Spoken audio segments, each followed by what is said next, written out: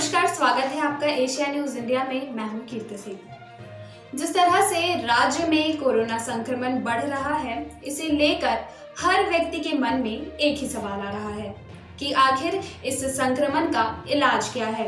किस तरह से लोग घर में ही रहकर अपना इलाज कर सकते हैं।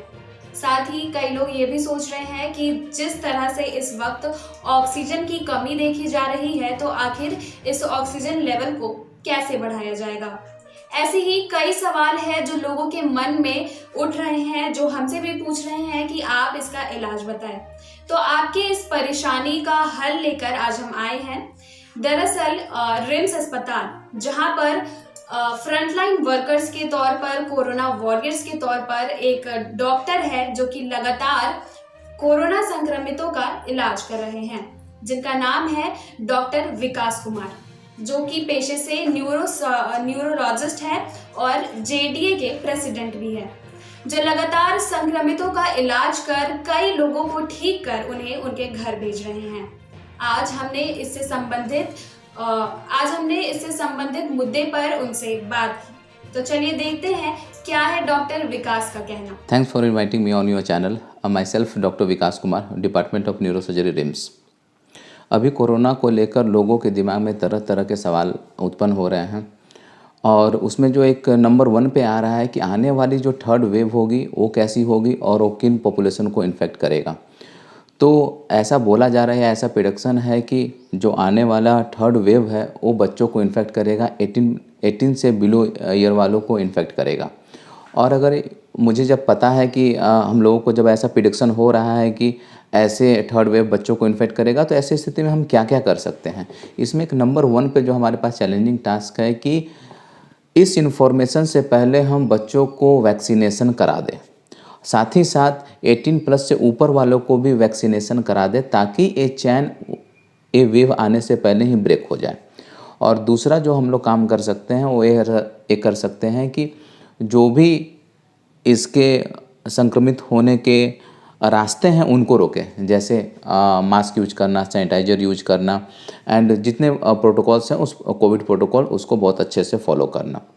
दूसरी जो क्वेरी लोगों के दिमाग में आ रही है कि अगर मैं पॉजिटिव होने के बाद सेल्फ आइसोलेशन में घर में हूँ तो मैं किन किन बातों पर ध्यान रखूं। उसमें सबसे पहला बात है कि आप खुद का ध्यान रखें, साथ साथ ही अपने फैमिली का ध्यान रखें। खुद के ध्यान रखने में ये बात आती है कि आप अपना ऑक्सीजन लेवल जो है पल्स ऑक्सीमीटर से मापते रहें, अपना टेम्परेचर जो है मापते रहें, सारी दवाइयाँ समय पर लेते रहें। साथ ही साथ आप ऐसा कर सकते हैं कि संक्रमण आपके फैमिली वालों को न फैले, इसलिए आप उनसे डिस्टेंस बनाकर या एक कमरे में अलग होकर रहें, जिससे ये संक्रमण उन तक नहीं फैलेगा।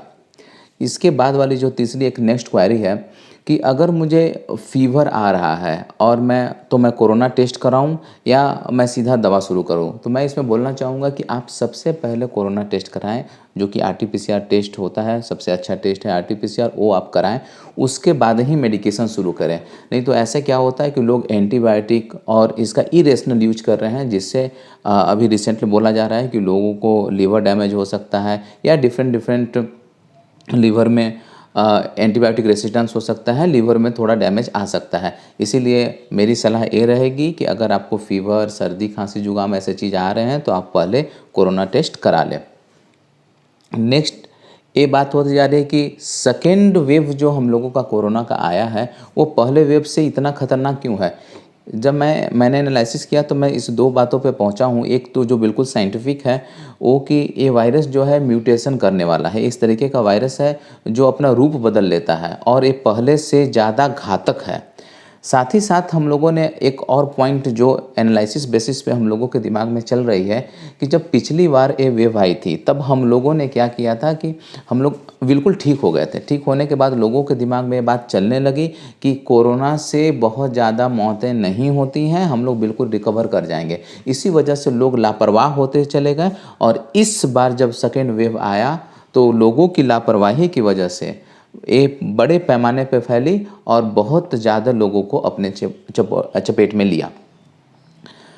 Being a doctor and first line warrior, हम लोगों को क्या क्या दिक्कतें आती हैं इस पर भी मैं बोलना चाहूँगा कि सबसे पहला डॉक्टर्स या कोई भी स्टाफ हो गए, नर्स हो गए, फ्रंट लाइन वॉरियर हो गए, उसके पास सबसे बड़ी चुनौती ये होती है कि उनको 12 से 14 घंटे या 18 घंटे या हो सकता है कभी-कभी 24 आवर्स जो है पॉजिटिव पेशेंटों के बीच में रहना है।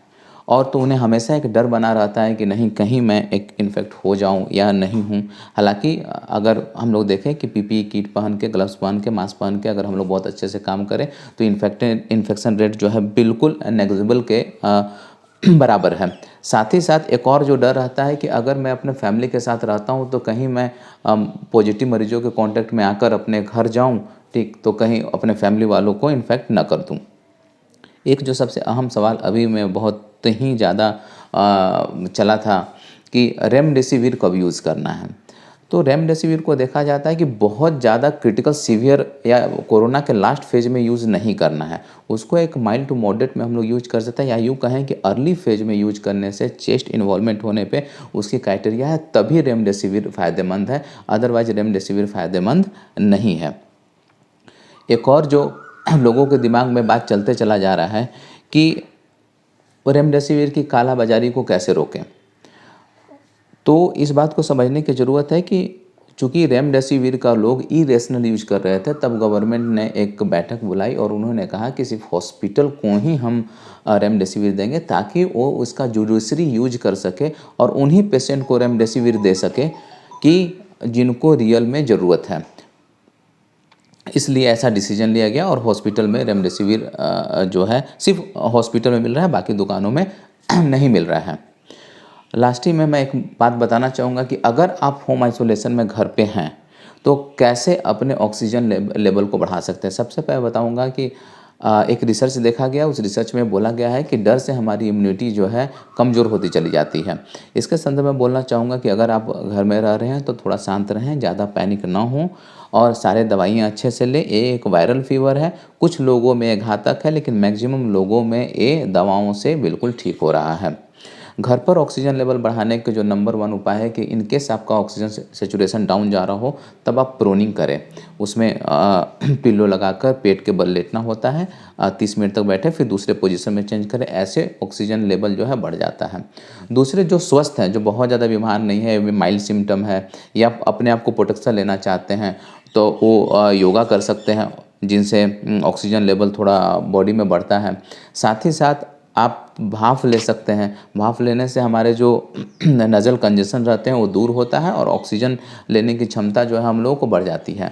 इसके साथ ही आप डाइट ले सकते हैं, ऐसे डाइट जिनमें ऑक्सीजन कंजम्पशन काफ़ी कम हो, जैसे वेज डाइट, वेज सूप वगैरह आप लेते हैं तो इनको पचाने में ऑक्सीजन कम यूज होता है, तो हमारे आपके बॉडी में ऑक्सीजन का लेवल मेंटेन रहेगा। साथ ही साथ एंटीऑक्सीडेंट जो कंपोनेंट रहता है ऐसे वेज वाले डाइट्स में, वेज वाले सूप में ज़्यादा रहता है।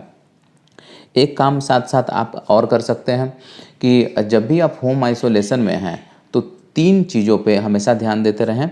एक अपना ऑक्सीजन लेवल पे, दूसरा फीवर पे और तीसरा अपने ब्रीदिंग रेट पे, मतलब आप 1 मिनट में कितनी बार सांस ले रहे हैं इस पर भी आप ध्यान देते रहें। ये 3 पैरामीटर ऐसा है कि जब आपकी सांस की गति बहुत ज़्यादा तेज़ हो जाए या सांस लेने में तकलीफ़ होने लगे या पल्स ऑक्सीमीटर में 92 या 93 से सैचुरेशन कम जाने लगे और पल्स रेट जो है आपका वो काफ़ी तेज़ होने लगे, ऐसी स्थिति में आप कर सकते हैं कि जल्द से जल्द हॉस्पिटल या किसी डॉक्टर से कंसल्ट करें और किसी हॉस्पिटल में एडमिट हैं।